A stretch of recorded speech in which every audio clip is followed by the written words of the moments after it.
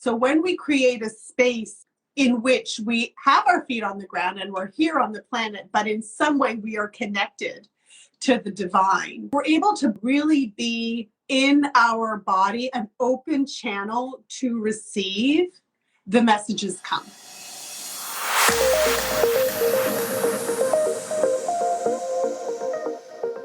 Hello and welcome to today's summer conversation. I have someone amazing on today's episode. And if you're here live with me as you're joining, I would love for you just to share, like, where are you coming from? What are you up to? And I see actually that my guest has arrived. So we get to start off right away with her. So this is excellent. I'm going to add her to the Instagram here. And before I do, I just want to say that, first of all, happy new moon to you. And it is a beautiful time to really plant seeds of new intention to move forward in your life into whatever new things you want to birth into the world. And I just love being able to mark it with nature in such a way.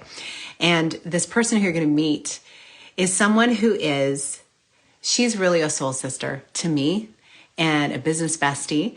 And we're going to be talking about some really interesting things today that may kind of be off the path from what you are already thinking about, but that may be in the back of your mind.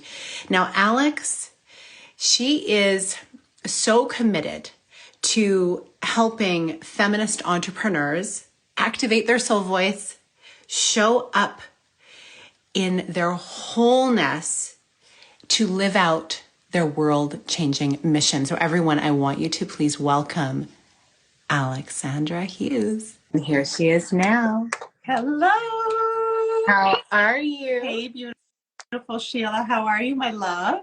I'm amazing, especially because we get to do this now. I know. These live summer conversations have lit up my soul. I feel like I could do one a day or two a day because I feel so incredibly grateful for the connections of incredible people doing work in the world that just is making a major difference. And you are one of those people, Alex. So thanks for being here. Oh, Sheila, and you are one of those people. And what a gift to have you in my life, really, and to be able to share this opportunity to speak our magic to the world. Yes. And it's been such a journey. Alexandra, well, she is like a nomadic priestess, I would say. She has lived all over the world, and she is so led by the soul in her work, and that's only grown and grown and grown since we've met. You may have heard Alex on one of our previous podcast episodes, and I will link later on that episode so you can hear what she was doing back then, and it's really an extension from there, the work that she's doing now. And it's so beautiful seeing that trajectory. So at the time, you, Alex, were in Brasilia, and I was still here, just outside of Toronto, and I'm still here. But now you live in Toronto. So now I get to see you live and in person, and we get to go on soul walks. We get to throw rocks in the water in Lake Ontario, try skipping them, laugh our heads off because I don't know how to do that. I've never known. That's my boys will do that. That's, but we had so much fun when we did that time. So thank you for being here. And here we are on the new moon. Happy new moon to you. Oh, my love. Happy new moon to you, and happy new moon in Virgo.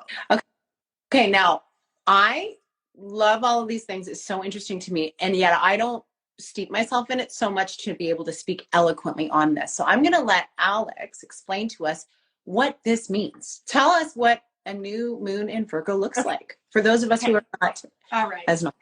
Well, I know, Sheila, that you're all about seasons and cycles. And so, but I'll start from the beginning anyway, for maybe some of our listeners or watchers who aren't into the whole moon thing.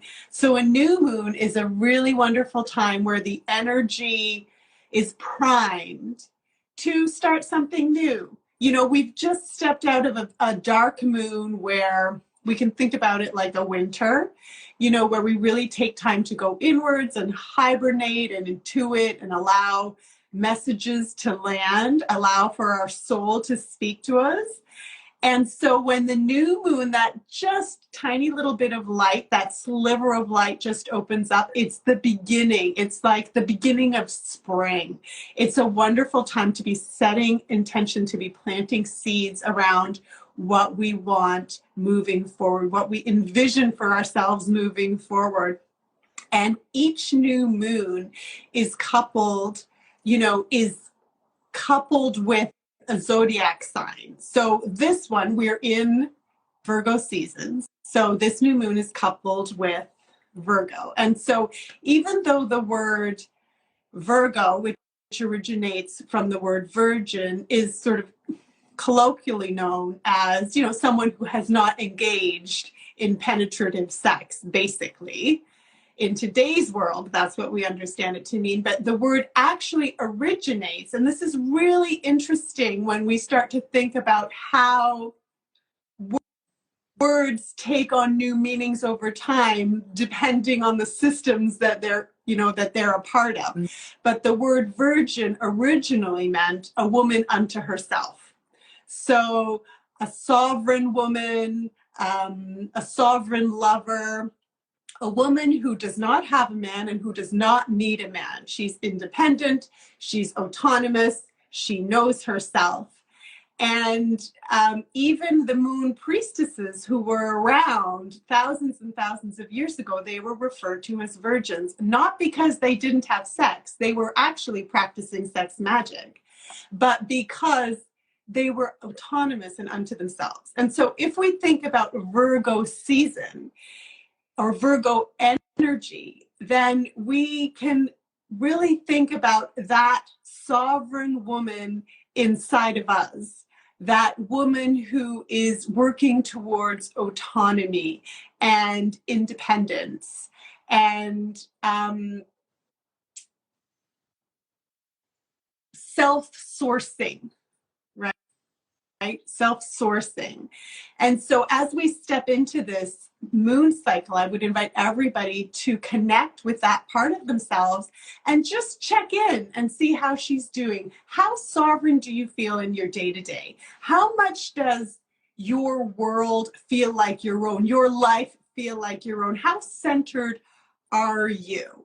And the other really beautiful thing about Virgo, which is synonymous really with priestess energy, is that priestesses, and this I'm using like big umbrella for this, because I believe that a lot of women are priestesses without even knowing it today.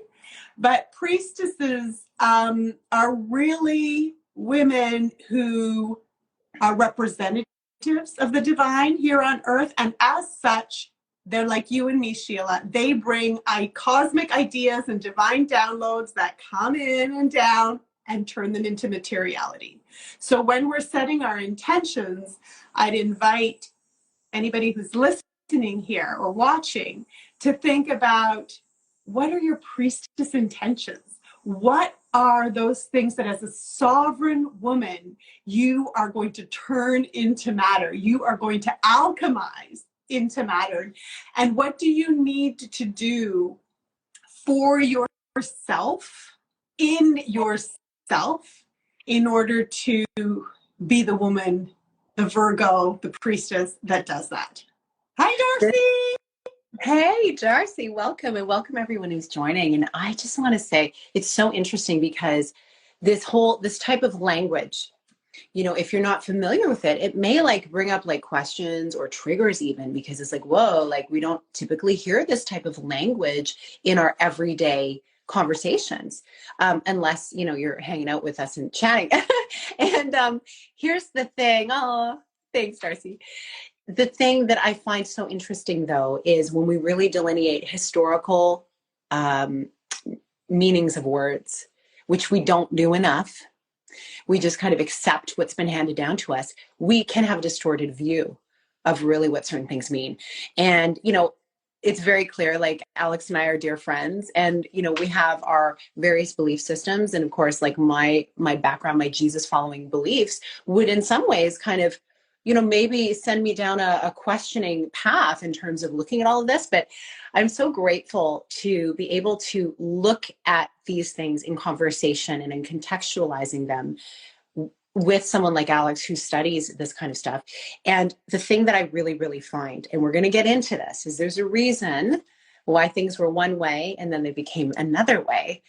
And I think ultimately for anyone listening who is living a very full life, a life where you're so committed to certain goals, and yet you have other people in your life who you're responsible for, it can be very challenging to feel that sense of sovereignty over your life, over your day. And so this is why we're opening up this conversation, because there is a way. And I think Alex's magic is really in calling people home to what that is for them. And so, and I will say, just wanted to add on to it. It's so funny. One of our initial, I think our very first conversation in person, I didn't mention, Alex is host and creator of the Witch Hunt podcast. I've been on the show as well. And it's a very enjoyable listen to really dive into some very, very interesting historical things and people currently who are moving through in a more spiritual way in their life, transforming how they're living. But I remember when you were just coming with the download of, I think I want to do this. And you asked, how would I determine myself? Would I call myself a medicine woman? Would I determine myself as a priestess? And I thought, oh, it's so funny.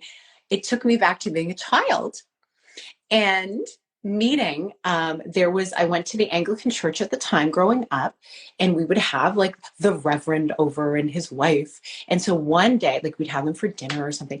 And then one day we had a female reverend, right? So when she came in, I was like 8 or 9 years old. And I said, oh, are you a priestess? And that's how our conversation started. And I was like, kind of like put in my place at that point, but ooh, we don't use that word. And so that put in my mind a trigger around that word, but it was never described to me really what that meant and why, what? I'm a kid, like there's a priest and there's a priestess. Hey, what's the difference? So it's so fun to be circling back to this time where I have a more solid understanding of how this all works and how really, we get to put titles to ourselves that have meaning. So thank you for sharing that, Alex. And I send out so many blessings to everyone as you're starting and birthing new things. Whether or not you follow the moon, we are in the fourth quarter of 2023. This is a time of new beginnings for so many people. I mean, everyone has started school, depending on where you live. And even if you're down under, it's spring. It's definitely a time of new beginnings, right? So what we want to talk about is really what sacred living and sovereignty can look like and feel like today. So Alex, I would love for you to share like what brought you into this. Maybe give us the high level version of what brought you into this work and how can it look different? And I think you're going to also share like what can get in the way of us actually feeling sovereign over our lives. Yeah. I think, there's so many, thank you for sharing that story. That's really interesting how a child through innocent eyes just automatically assumes a woman who's coming, from the church is a priestess. I just think it's such a beautiful story. Thank you for sharing. And what came to me as you were speaking was how our work, our offers overlap, because of course you're a self-care strategist amongst many other things.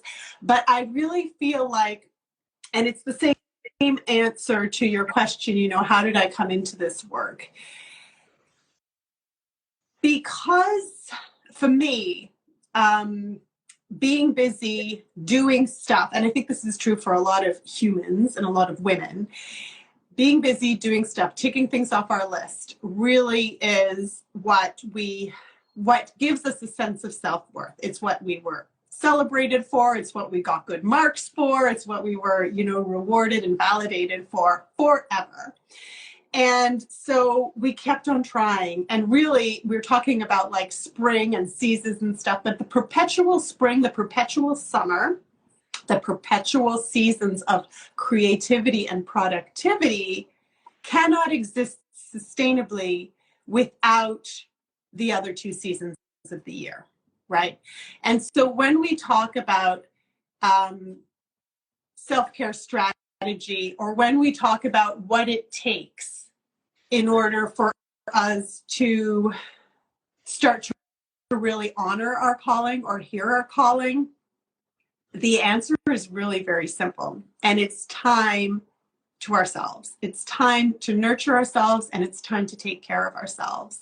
And that really is like circling right back around to the very beginning, really honoring the different seasons. And if we follow, our own hormonal cycle, if we follow the moon cycle, to really honor that winter, that dark moon, our menstrual or bleeding phase, and to pause.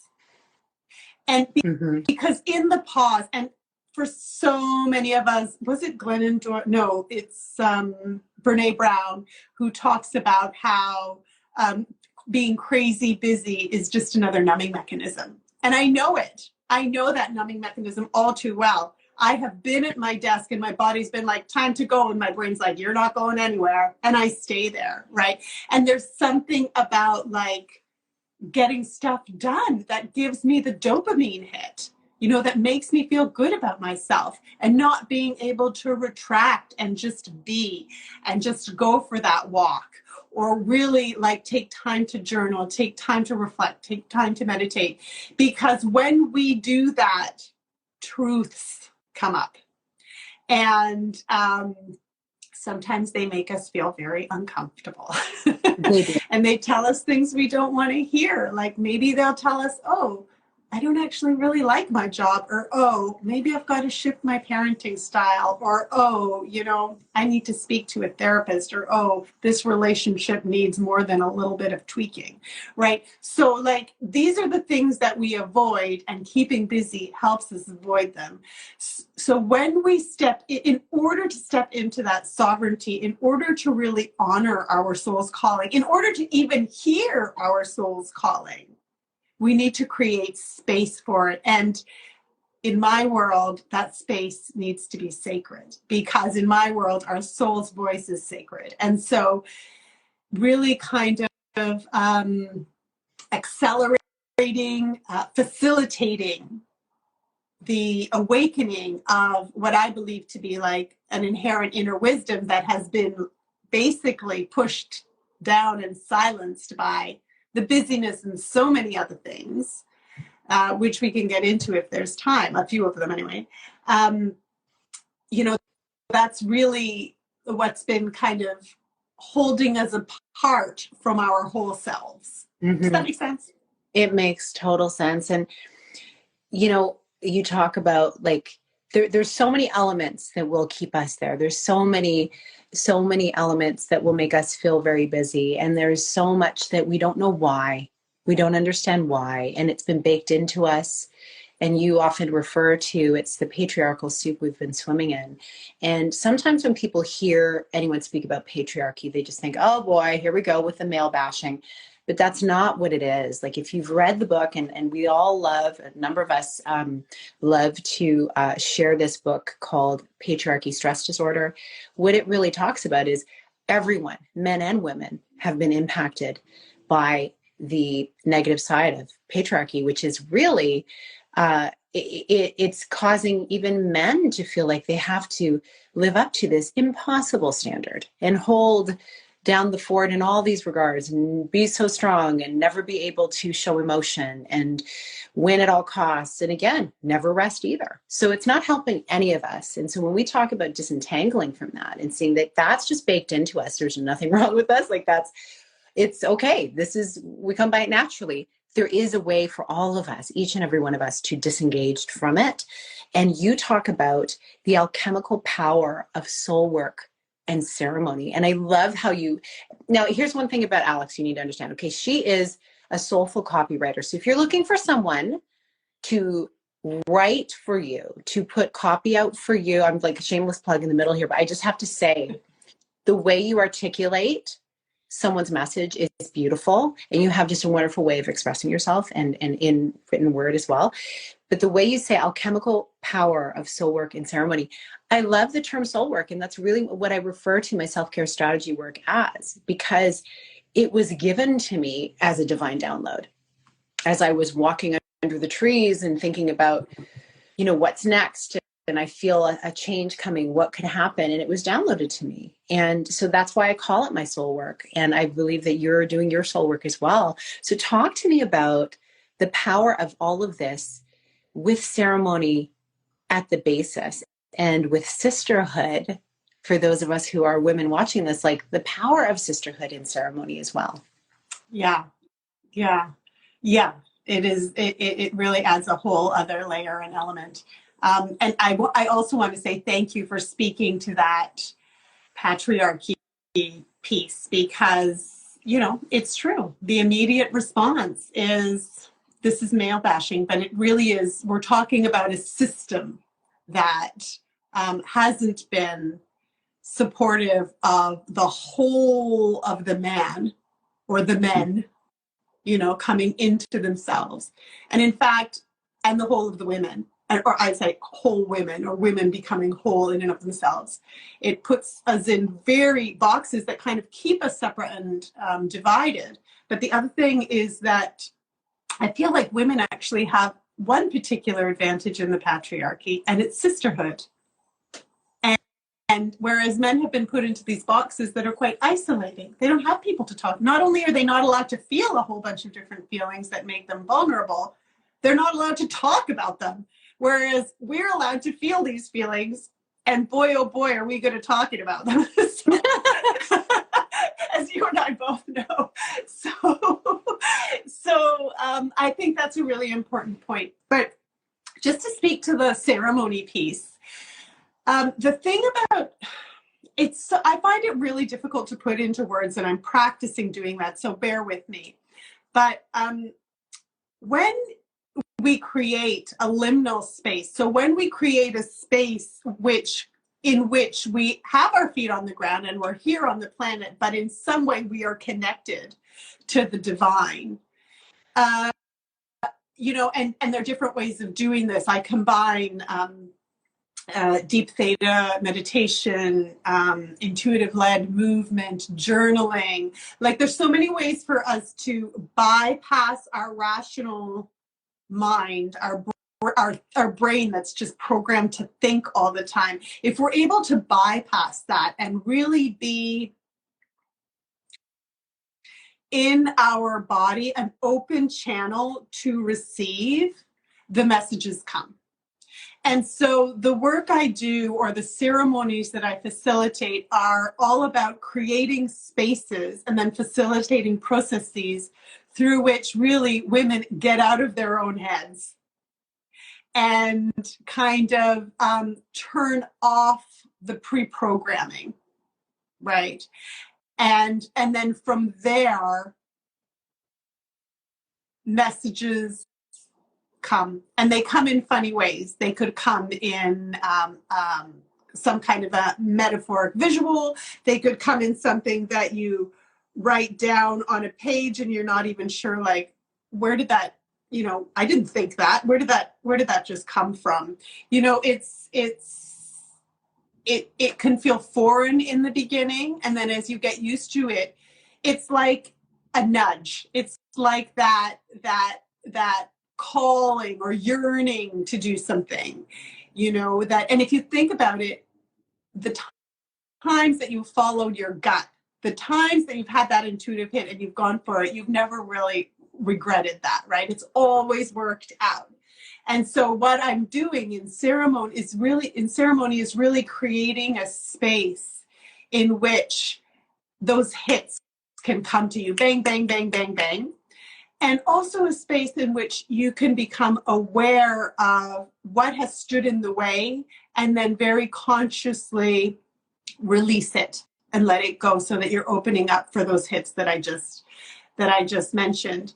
And then in addition to that, there's something really beautiful, which is the embodiment piece.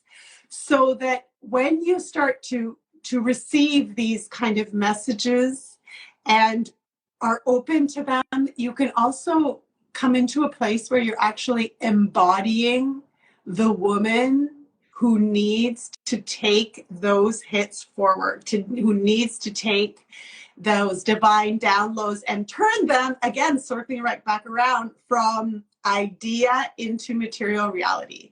And often we can call that woman our higher self. We can call that our soul voice. For some women, there's ancestral support or light team support or God's support, that really kind of feeds into the strength that they have. But the amazing, and I have had women who have done very short ceremonies with me who have just gotten off and said, wow, like, I'm not going to swear because that I would if it were my channel, but I'm not going to. Like, holy beep, because, nothing's going to hold me back. Yeah. And this has come out like right off the top of these ceremonies, because once you get into your body and nothing is holding you back and you feel that power and that channeled energy that comes from your soul, your ancestors, the ascended masters, all of it, there's this sense that you're unstoppable. And so it's like this really very efficient way for you to detox what's been holding you back, open up channels to allow the wisdom in, and then step into a version of yourself who can, carry through. Mm-hmm. And I just feel so passionate about it. I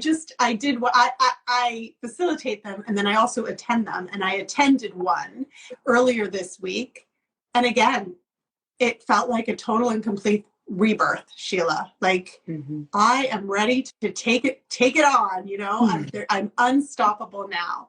I know women who have done work with me who have said, doing a soul journey with you, Alex, is like doing plant medicine, but you don't need any plant medicine.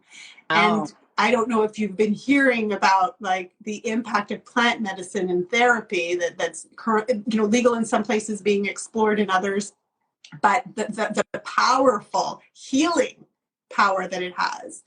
I have never done plant medicine in a therapeutic setting like that, but I can say that women who have said that ceremony does a similar thing for them. And then the piece about sisterhood is that one can do this on their own. But as you and I know, women in circle, the power of the vibration, of the shared vibration, just, what is the word? It just expands, multiplies, the experience. And to be able to share that and witness one another, and also know I'm not the only crazy one in the room, right? Like, there are other women needing this. And it's like, solo dance parties are fantastic, right? I mean, you and I know we do them in the kitchen all the time. We do.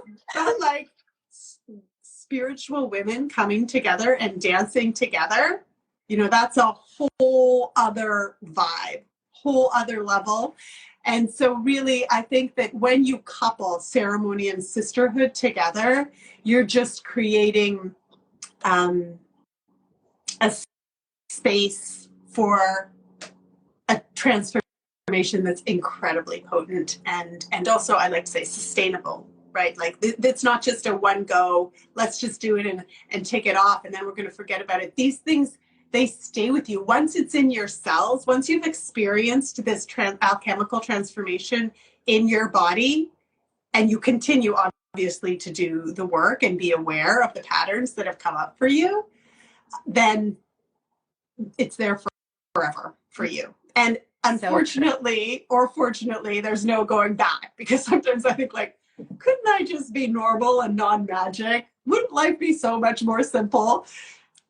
It's not going to happen. No, you can't go back. I love that you shared that. And I just want to welcome another soul dancer here, Vidya. It's true, right? Like, moving in a group field and doing things in a group field. Like, I've coached one-to-one, I've coached group, and there is something so spectacular about that group field where, like you mentioned, you're realizing, oh, I'm not the only one experiencing this. And I'm also not the only one with this urge to do more. And it is possible to do more. And then having that sisterhood to not just hold you accountable, but to really cheer you on and celebrate you. A lot of women in our midst have been used to being in groups of women that have been like not supportive, competitive, and maybe even combative. And so in the circles that we've been fortunate to be in together, it's been totally the opposite.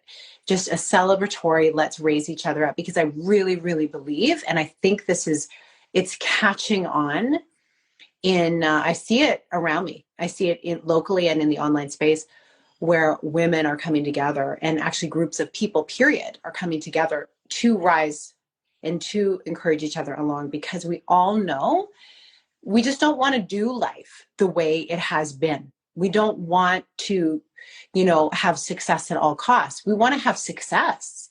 We want to have our version of it, but we want to have it in a healthy way. And we want to be able to really embody our own work in our own unique way, and not constantly be second guessing ourselves. And so when you can do that in a sisterhood and you have that support, you do start to feel invincible. And things like ceremony and dancing and having all of those practices, like there's nothing like it. And you're right, you can't go back. And why would you want to, right? I really believe we're meant to be on a growth trajectory. And if we're staying still, well, number one, life's not going to stay the same. The world is not going to stay the same. So if we stay the same, it's going to be uncomfortable for us at some point. So we may as well move into the discomfort of getting to the next phase of what we're supposed to be doing and being. And so, absolutely. Yeah, I love that you shared all that. And, I'd also, for the sake of time, love for you to share kind of what are the offerings that are coming up for you that you're bringing into the world, the way you're supporting women in, like you mentioned, soul journeys. I'd love you to share kind of what are your suite of offers, and how can people find and follow you, and like what's coming up next that you're excited about? Oh, thanks, Sheila, for asking. But you know me, I'm a wordy witch. So I just want to say one more thing. I want to say one more thing about sisterhood, and I'm going to say it quickly. And it's this, I've been really fascinated by all this research on trees, and how they speak to each other and how they share the sun, and they move the canopy around so that every tree gets shade, and how they're all rooted, and they speak to each other through the roots, and then how like the fungi is related and stuff. And so I feel like I actually believe that we're just an extension of the earth. We're made of stardust. We're made of material matter. And that when I facilitate ceremonies, I often invite the women to really like feel into their own root systems, and to imagine their root systems going down into the earth, down, down, down, down, down, and actually mingling with and dancing with the root systems of their sisters. Right. Wow. Right? Love just that. the way the trees do.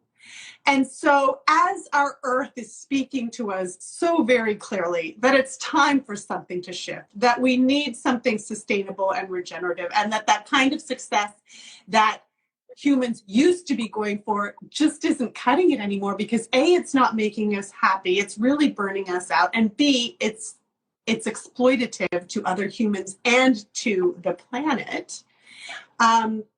The coming together of women, this rising wave that you're talking about, is in response, I think, to some of that.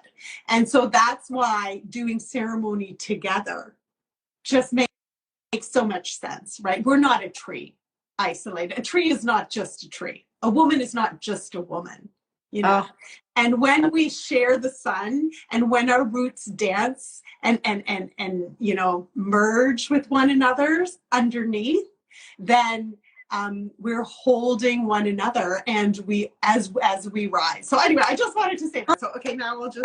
I love that. And before, just to piggyback onto that real quick, can you imagine how long our conversations are when we're together? Oh my goodness, it just keeps getting better, because it's so cool.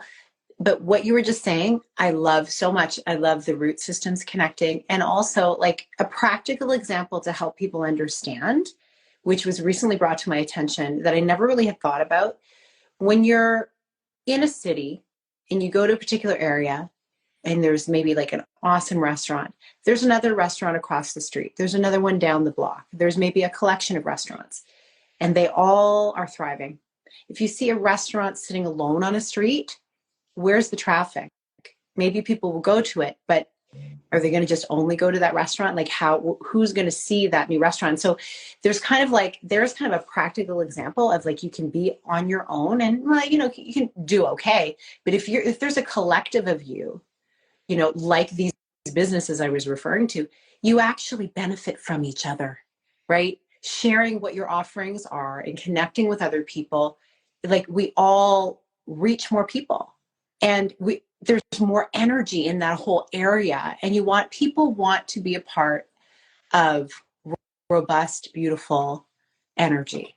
That's real. It's all dependent on how do we want to feel, right? And if we feel like we're growing and things are changing and moving, that's it. And so I love that you shared that. And it's just something really to ponder in our own lives. Yeah. Yeah. And it's a shift from like the really competitive, isolated, exactly. Vidya said it. It's a whole ecosystem. So instead of this kind of patriarchal understanding that we are the restaurant that needs to compete and stand on its own, right? Or we are the tree, which is impossible, right? A tree cannot stand on its own. It needs the ecosystem around it to shift towards collaborative, right? Conversations and support and spreading the word for one another. Yeah. Yes. Yeah. So beautiful. Absolutely. Sorry, a phone call just came in. I thought I had my notification silent. Oops. But I love that so much. And thank you, Vidya, for sharing as well. And so, Alex, tell us, where can people find you? What's coming up for you now? So you can find me at alexandrahughes.com. And I essentially have right now I've got 4 things going on, because I'm very excited to say that at the end of the month, on the full moon, I will be hosting a ceremonial workshop, a 3-hour ceremonial workshop called Rise. And this is really about everything that we've been talking about, coming into awareness of the personal patriarchal narratives that are holding you back from really knowing, being aware of, and or honoring your soul calling, because it takes courage, to do whatever you've been called to do, and to really embody the version of yourself who is going to take action, who is going to honor what she's here to do, and who's going to feel the fear and do it anyway. So that's happening on the 29th. And you can learn about that, alexandrahughes.com/rise. And then I always offer soul journeys, which are beyond quantum healing sessions. These are incredibly powerful sessions, really where you can either come into contact for the first time, or if you are in conversation with your soul already on a regular basis, deepen that relationship and ask those questions that you may have around, why did this happen in my life? What's the lesson there? Or what do I need to do to get from here? What's blocking me? Like, to really have that conversation, and through kind of like dreaming wide awake. It's a past regression hypnosis technique. You really come into your truth. And again, often experience a lot of light healing that supports you to take action and live in alignment with that. What else can I tell you? Oh, and then there's the really beautiful soul messaging work that I have now. And I have one more spot open for the next 3 months. I take private clients who are interested in doing really, so women who are established in their business, but maybe they don't feel like they're showing up whole, or maybe they're ready to take it to the next level, and they really want to be fully, like, show up whole and wholly through their messaging and their copy. If there's anybody listening who's looking for some support in that area, then that's what I do. I call it my soul messaging work. I love it, Alex. And anyone wanting to see what that might look like, go to sheilabatello.com and take a peek at my main page, and you will see Alex's magic at work. Those are my words, and it was her crafting them into the messaging. I'm so grateful that you did that, because we can get so stuck in, I don't know exactly what to say. I want to say 8 million things. How do I narrow it down? Alex is a master at being able to do that. So check it out. Go to alexandrahughes.com. Find a way to work with her. She is a gift. And I'm so grateful, Alex, that you're here and that you're in my life. Oh, Sheila. And I am so grateful that you're my lifeline. I'm so grateful that you're in my life. And thank you for having me here. What a beautiful opportunity to talk to your people. Thanks so much for listening, everyone. And I'm going to make sure I link all of those things later on in this particular Instagram Live. They'll also be on the Connect with Sheila Botelho podcast next week. So you'll be seeing everything in the show notes. But I'm so grateful you were all here. Have a beautiful rest of your day. And Alex, I'll see you. I'll see you. I'll see you. Yeah, I'll see you soon, my love. Thanks so much. Happy Friday and happy new moon in Virgo. You too. Take care.